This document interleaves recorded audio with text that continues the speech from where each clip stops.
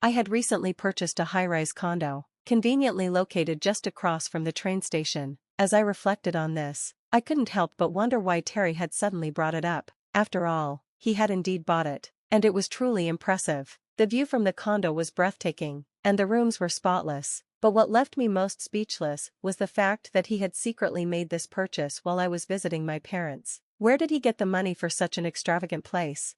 In the midst of my disbelief, Terry casually mentioned that he had used the proceeds from selling our previous home as the down payment, and then, without a hint of hesitation, he declared that he would be moving in with his parents. Not only did he choose to live with them, but he did so without ever discussing it with me first. He then asked me to leave, leaving me utterly stunned and at a loss for words.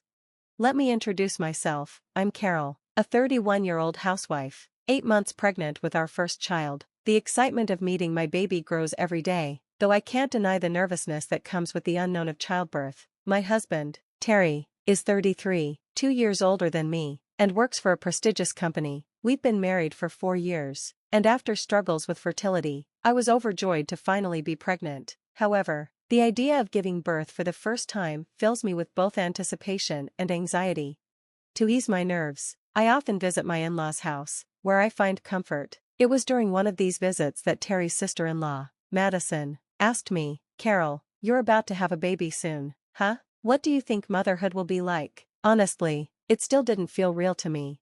Madison, who is married to Terry's brother, is one of the reasons I enjoy going to my in-laws' house. While I don't communicate much with my brother-in-law, Madison and I have grown close over the years. She's also a housewife and lives with my in-laws, which is particularly important since my mother-in-law's health has declined in the last 2 years. Concerned for her well-being, Madison, married to the eldest son, took on the responsibility of caring for her during the day. Though my mother-in-law can manage with a cane, Madison, with her experience as a caregiver, stepped in without hesitation. I was truly impressed by her ability to handle the situation so smoothly. Madison has a 4-year-old daughter, and her experience as a mother has been a source of comfort for me, helping to calm my anxieties about pregnancy and childbirth. As the days passed, the reality of my approaching due date became more imminent. With just a month left, I decided to head to my parents' house to prepare for the birth. Despite the discomfort of my growing belly, I enjoyed shopping for baby essentials and dreaming about our future. It felt refreshing to spend time at my parents' home after such a long while. However, 3 days after my due date, contractions started. I tried reaching Terry, but he was unreachable, no answers to calls or texts. At first, I worried he might be caught up at work or in some trouble, but as my contractions intensified, I couldn't focus on his absence anymore. The only thing on my mind was the birth of our child. I eventually gave birth to a beautiful baby girl. The moment I held her in my arms for the first time, all the pain and worry faded away. My husband, who had promised to be there, missed the birth. I was too exhausted to confront him right away, so I sent him a text with the news and drifted off to sleep. When I woke up, I heard someone calling my name. "Still sleeping? Huh? Terry, is it morning already?" I opened my eyes to see my husband and his parents standing there, despite my earlier request for privacy after the delivery. "Why didn't you come yesterday?" I asked, frustration seeping into my voice. He didn't answer directly, which only made me more irritated. "It couldn't be helped," he replied, as if his absence and the sudden appearance of his parents were just minor inconveniences. The joy of my daughter's arrival was overshadowed by his thoughtlessness, and I was left grappling with a mixture of emotions. Terry had chosen to dine with his parents, claiming it was a prior commitment. Even after their meal, he didn't come to the hospital because he'd been drinking and didn't want to be a burden. The idea that he was out enjoying himself while I was in labor was hurtful and frustrating. When he finally arrived, seemingly oblivious to my disappointment, he casually asked, "Where's our baby?" I told him she was in the nursery, a healthy baby girl, but instead of expressing excitement, my mother-in-law grimaced and muttered, "What a girl, such a useless wife," leaving me stunned by her harsh words. My father-in-law joined in with his own disappointment, calling both Madison and me pathetic. I couldn't believe the lack of gratitude, especially after I had just endured childbirth. Even Terry wasn't pleased. "Oh damn it, I knew it was a girl, but I still hoped for a boy," he grumbled, voicing the same disappointment his parents felt. They were upset that the first grandchild was another girl, but to me, her gender didn't matter. She was a precious gift. In the midst of it all, Terry sided with his parents, deepening my disillusionment. I was furious. but the exhaustion from childbirth left me too drained to confront them further. Thankfully, a nurse overheard our conversation and stepped in, asking them to leave, granting me some peace. Since then, Terry hasn't visited us in the hospital. On the day we were discharged, I called my parents to pick us up and take us to their house. I couldn't bear the thought of returning to a home filled with tension. As I reflected on everything, I couldn't help but wonder where the thoughtful husband I had married had gone. He used to be so caring, but now everything had changed. I had long suspected that Terry's transformation might be tied to a major mistake he made at work 2 years ago, which led to a significant loss for his company. While his colleagues managed to mitigate the damage and shield him from direct consequences, the incident had clearly derailed his career. No matter how hard he tried, he couldn't regain his previous standing, and this setback seemed to have affected him deeply. His frustrations with himself seemed to be spilling over into his behavior at home, making him distant and cold, even when I needed him most. Adding to the strain, one of his less experienced juniors had risen through the ranks and was now his superior. This reversal of roles, where someone once deemed less competent was now in charge, seemed to be chipping away at Terry's self-esteem, and I couldn't help but feel it was influencing his attitude toward me. The stress of it all appeared to be making him more irritable, snapping at even the smallest things. Despite my growing dissatisfaction with his behavior, I clung to the hope that the birth of our child might spark a change. Unfortunately, it seemed that Terry wasn't even trying to improve, and the future of our family seemed more uncertain by the day. Then, one day, Terry called. "Hey, when are you coming back? You've been at your parents' for almost a month now." I wasn't ready to return, but I forced myself to answer, "Sorry, I'll be back soon. It's time to start fresh and focus on our daughter." I mentioned that I had some baby items to bring back and asked if he could help with the transport. His response caught me completely off guard. "No need to bring all that stuff back. I mean, I have other things to talk about. Maybe I should have just told you this over the phone, but it's better this way." Confused and growing anxious, I pressed him for more details. Then, with an unsettling calmness, he dropped the bombshell. "I bought a high-rise condo right in front of the station." I could barely process what he was saying. "What do you mean? Why are you bringing this up all of a sudden?" He went on, describing the condo, its great view, how clean it was, how wonderful it all seemed. I struggled to follow, still trying to understand why he was telling me this. And then the worst part came. He had already moved out of our apartment and into this new luxury condo while I was away. "Where did the money come from? You can't afford a loan on your salary," I demanded, panic rising. He shrugged, nonchalant as ever, and replied, "I made the down payment by selling our house." I was in complete shock, barely able to process the information. Still reeling, I asked, "What do you mean you sold our house? Where are your parents living now?" His voice was filled with an odd excitement as he answered, "Daddy and Mommy are living with me in the condo now. I'm going to live with them. I don't need a parasite like you around." I was left speechless. Terry had made the decision to live with his parents without consulting me, and now he was effectively kicking me out. His words felt like a slap to my face, and I couldn't even react in the moment. He continued, referring to his parents like children and announcing they were all living together now. Then, in a final blow, he insulted me further, saying, "You're cocky for just being a housewife. You're useless without my salary. You've been nothing but a couch potato lately."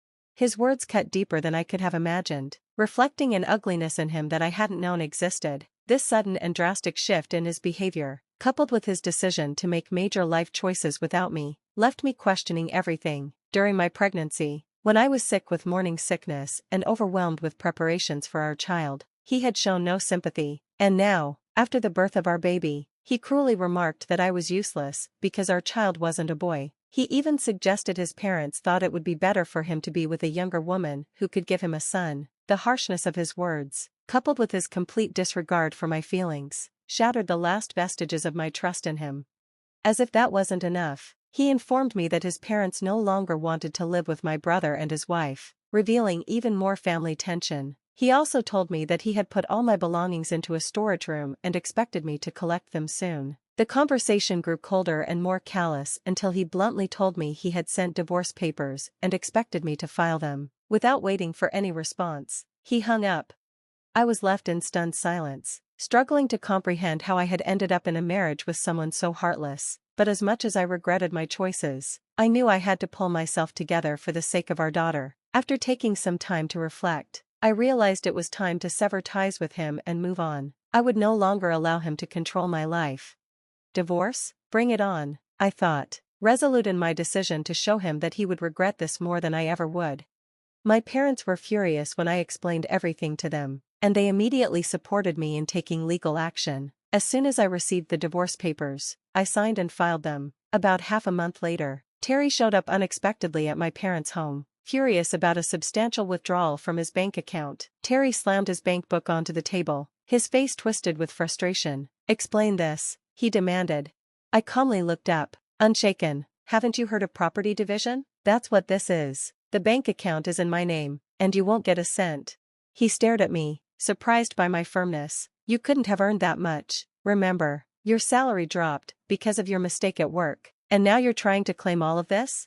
I held my ground. "I've been working from home and managed to match your salary. Now, we're dividing our assets, especially since you're the one who wanted a divorce." He blinked in disbelief. "You're kidding me, right?" That's when my father, who had remained silent up until that point, spoke up. "If you want to dispute this, we'll take it to court. How dare you treat my daughter this way?" The situation escalated quickly, from personal grievances to legal and financial standoff. I was ready to fight for what was rightfully mine, to protect my future and my daughter's. As much as it pained me, I knew I couldn't let Terry control me anymore. My daughter didn't deserve to witness such turmoil, and I was determined to make a clean break. Later, when Terry tried to confront us again, my father, a police officer, gave him a stern look that sent him running. He quickly left our home, and that was when I knew, for sure, that I was cutting ties with Terry for good. We also finalized the division of assets soon after. Since then, I've been living with my parents, raising my daughter in peace. As each day passes, I feel more settled. My daughter's infectious joy fills my heart, and I'm learning to find happiness in the little things, enjoying the warmth and love of my new life. But not long into our new routine, I began receiving persistent calls from an unknown number. At first, I ignored them, assuming they might be work-related, but the caller wouldn't give up. Eventually, I answered, only to hear Terry's hesitant voice. "Hello, Carol." I sighed, already feeling exhausted. "What do you want? How are you doing?" he asked, his voice uncertain. I wasn't in the mood for small talk. "Why are you calling?" He hesitated before speaking again, his voice laced with desperation. "I'm having trouble paying my mortgage for the condo. I might get kicked out soon. Can you come back?" I was unmoved. "So you're short on cash now?" "Yes," he admitted, his voice faltering. "I've used up all my savings. Dad injured his back and had to quit his job, and Mom's been spending recklessly, bragging about our life in the condo to her friends. I'm in trouble. Carol, please, come back." I wasn't surprised. Terry had always been reckless with money, and without his father's income and his mother's excessive spending habits, he couldn't keep up with the condo's expensive upkeep.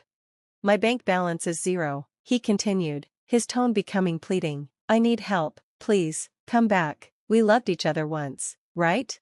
I gave a short, dry laugh. "Give me a break. You just want to use me whenever it suits you. You're hoping I'll come back, not for love, but for my salary and to do all the housework, right?" There was a long pause. Then he added, somewhat weakly, "Remember when you called me a parasite? Am I just a burden now?" I pressed further. "What about Madison and your brother? Are they still living with your parents?" Terry sighed deeply. "They moved out. There was a huge argument. My brother wanted Dad to live more sensibly, but that only made things worse."